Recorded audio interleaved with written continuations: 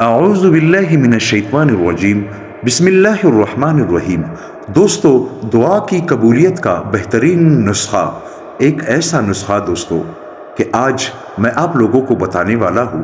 انشاءاللہ اس دعا کو پڑھنے سے آپ کی جو بھی دعا ہوگی وہ قبول ہوگی۔ سیدنا انس رضی اللہ عنہ بیان کرتے ہیں کہ وہ ایک دن رسول اللہ صلی اللہ علیہ وآلہ وسلم کے پاس بیٹھے ہوئے تھے اور ایک آدمی نماز پڑھ رہا تھا۔ نماز پڑھنے کے بعد اس نے ان الفاظ کے ساتھ دعا کی۔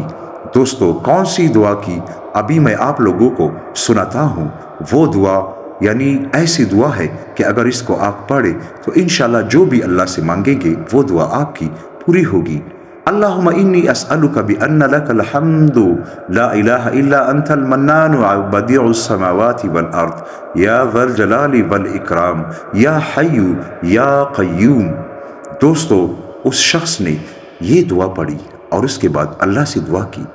جب نبی کریم صلی اللہ علیہ وآلہ وسلم نے یہ دعا سنی تو فرمایا، اس بندے نے اللہ تعالیٰ سے اس کے ایسے عظیم نام کے ساتھ دعا کی ہے کہ جب یہ کلمات پڑھ کر دعا کی جائے تو وہ قبول فرماتا ہے اور جو کچھ بھی مانگے چاہے وہ عطا فرما دیتا ہے۔ یعنی دوستو، اگر یہ دعا ہم اپنی دعا پڑھنے سے پہلے یہ دعا پڑھ لیں تو انشاءاللہ ہماری جو بھی دعا ہوگی، جو بھی شرعی حاجت ہوگی، وہ اللہ تعالیٰ ضرور قبول فرمائیں گے۔